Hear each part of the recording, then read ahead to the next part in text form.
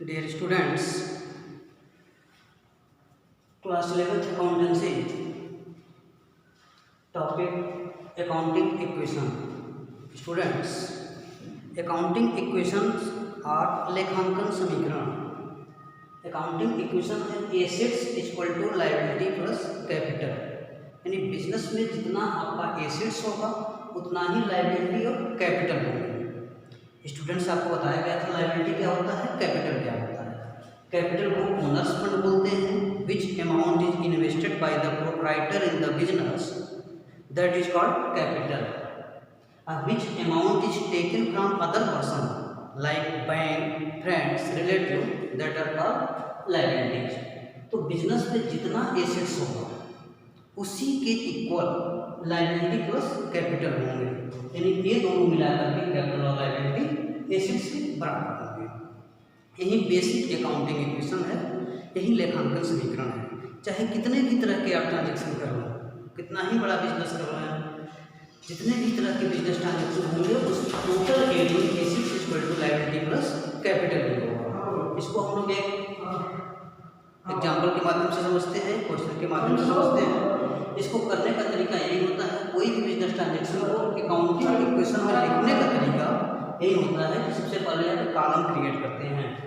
First column होता है आपका सीरियल नंबर, सेकंड ट्रांजेक्शन. इसके बाद जैसे जैसे ट्रांजेक्शन्स में एसेट्स या लायबिलिटी पता चलते जाएंगे वैसे आप कॉलम क्रिएट करते चले जाएंगे. जैसे पहला बिजनेस ट्रांजेक्शन है first, Sandeep started business with only cash.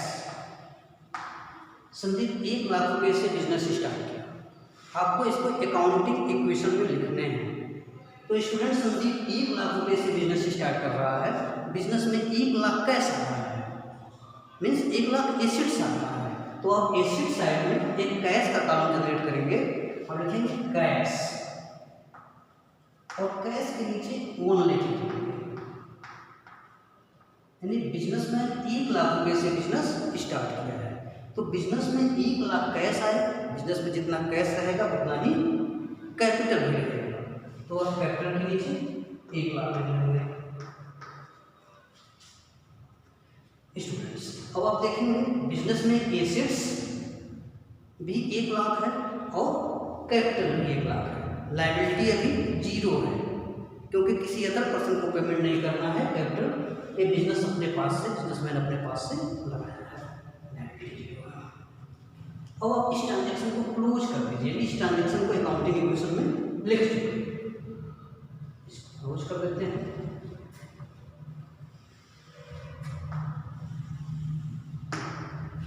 अब इक्वेशन क्या बना है, बिजनेस में 1 लाख कैपिटल है and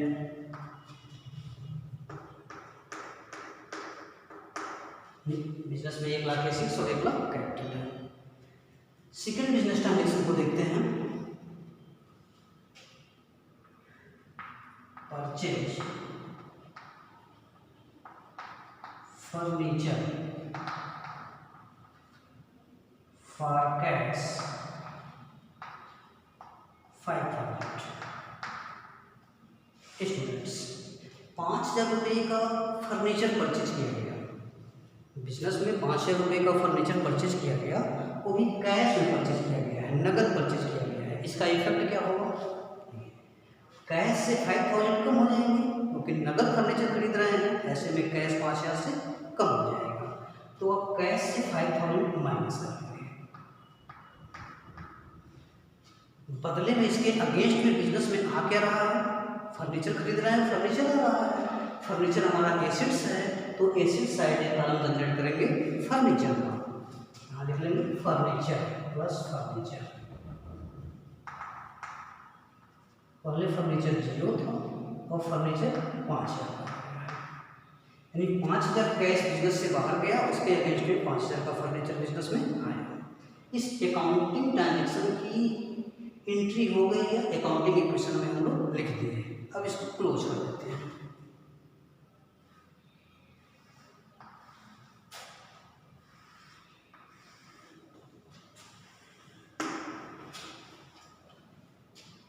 $95,000 plus 5,000 furniture equal to, अभी लायबिलिटी 0 है, कैपिटल ये न्यू इक्वेशन हो गया। स्टूडेंट पहले इक्वेशन क्या था, 1 lakh cash and 1 lakh capital. जैसे ट्रांजेक्शन दूसरा होगा इक्वेशन चेंज होता है। 95,000 कैश है, 5,000 का फर्नीचर है, यानी 1 लाख एसेट्स है और 1 लाख कैपिटल है। जो बेसिक अकाउंटिंग इक्वेशन है उसी पे हम लोग चल रहे हैं, assets equal to liability plus capital. अब आते हैं थर्ड ट्रांजेक्शन।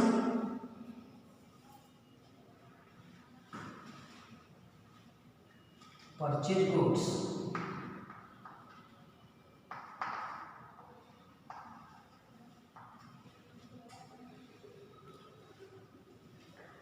$20,000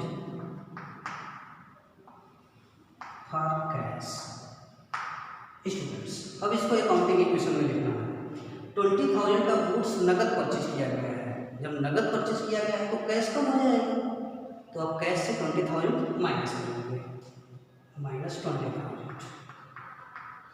इसके अगेंस्ट हम गुड्स परचेज कर रहे हैं, यानी बिजनेस में गुड्स आ रहा है, स्टॉक आ रहा है। Stock is one type of assets, stock एक तरह का एसेट्स है, इसलिए आप एसेट्स साइड में एक स्टॉक का कॉलम क्रिएट करेंगे और उसमें 20,000 लिख देंगे। यहाँ आप स्टॉक का कॉलम क्रिएट कर लीजिए। पहले स्टॉक 0 था और स्टॉक आपका 20,000 का हो गया है। 20,000 रुपये का नगद गुड्स खरीदा गया है, कैश से कम हो जाएगा और स्टॉक में प्लस हो जाएगा। अब इस ट्रांजेक्शन को आप क्लोज कर दीजिए।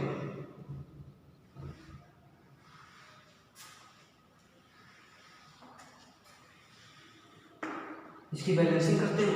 95,000 minus 20,000, 75,000 plus furniture 5,000 plus 20,000 stock है। अभी लायबिलिटी 0 है, टोटल कैपिटल 1। सब देखिए 75,000 प्लस 5,000 80,000 प्लस 20,000 1 है, यानी बिजनेस में 1 लाख का एसेट्स है और 1 लाख का कैपिटल है। कहीं पे भी ये अकाउंटिंग इक्वेशन डिस्टर्ब नहीं हो रहा है। नेक्स्ट ट्रांजेक्शन देखते हैं।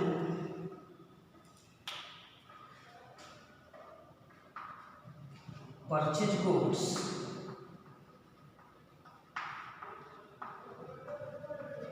ऑन क्रेडिट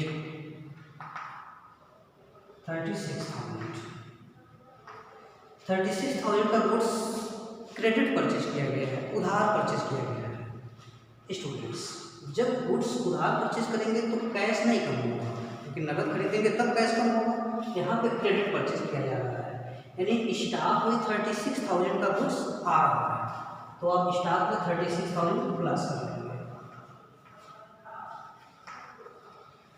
लेकिन ये उधार खरीद रहे हैं, जब हम उधार खरीदते हैं when goods purchase on credit basis, in that situation creditor is created and creditor is a one type of liability. जब भी हम उधार सामान खरीदेंगे तो क्रेडिटर्स क्रिएट होंगे और क्रेडिटर एक तरह के लायबिलिटी होते हैं, तो क्रेडिटर को आप लायबिलिटी साइड में लिख दें। यहाँ पे एक क्रेडिटर्स का कॉलम लिख लेंगे। अब तक क्रेडिटर्स 0 थे, अब क्रेडिटर्स हो गए हैं 36,000।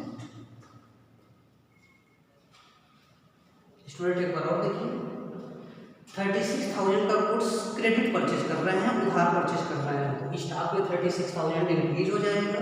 जब उधार सामान खरीदते हैं तो क्रेडिटर्स क्रिएट होते हैं, क्रेडिटर्स एक तरह के लायबिलिटी है, तो लायबिलिटी वाले कॉलम में क्रेडिटर्स के नीचे 36,000 लिख देंगे। अब इसको क्लोज कर लीजिए।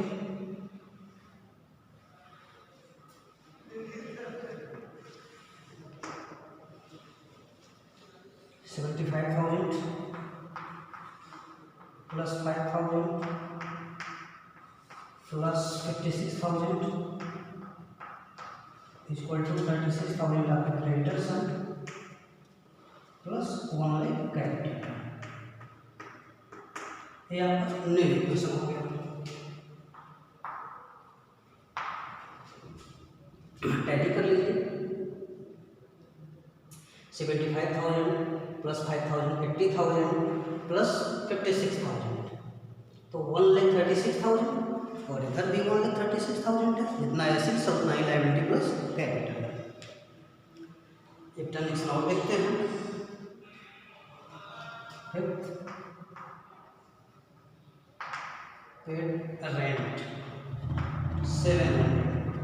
700 रुपये रेंट पेड किया गया है।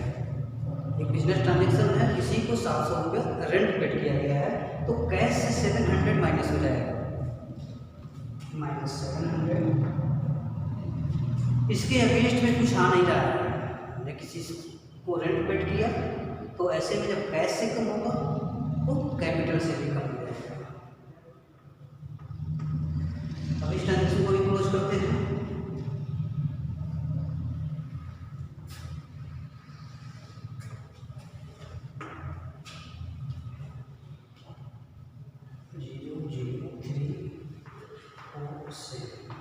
Plus 5,000 plus 56,000 equal to 36,000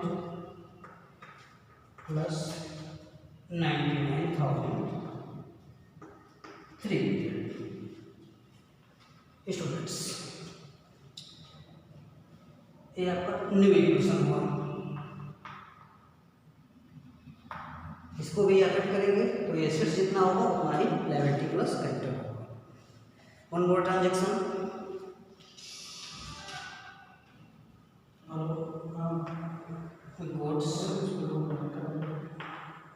goods casting 40,000 sold 20% on profit.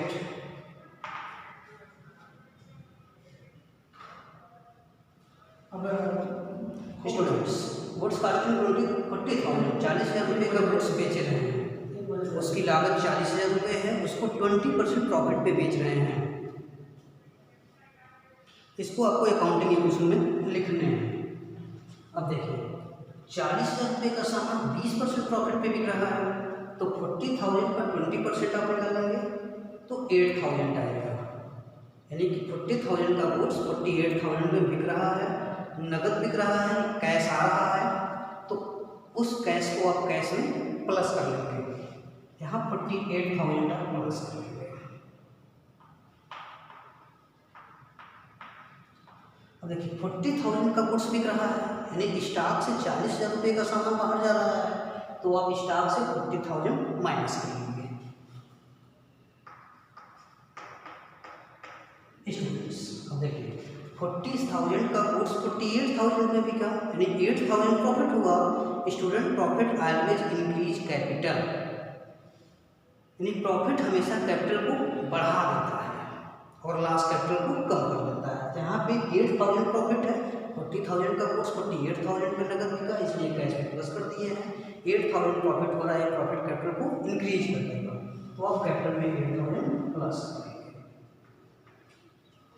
अब इस ट्रांजेक्शन को क्लोज करते हैं।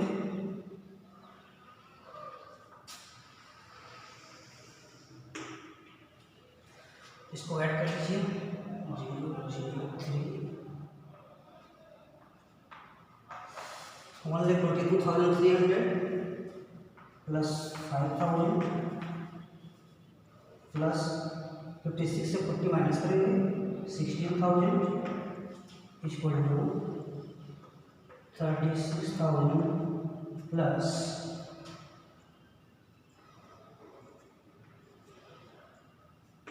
1,07,300।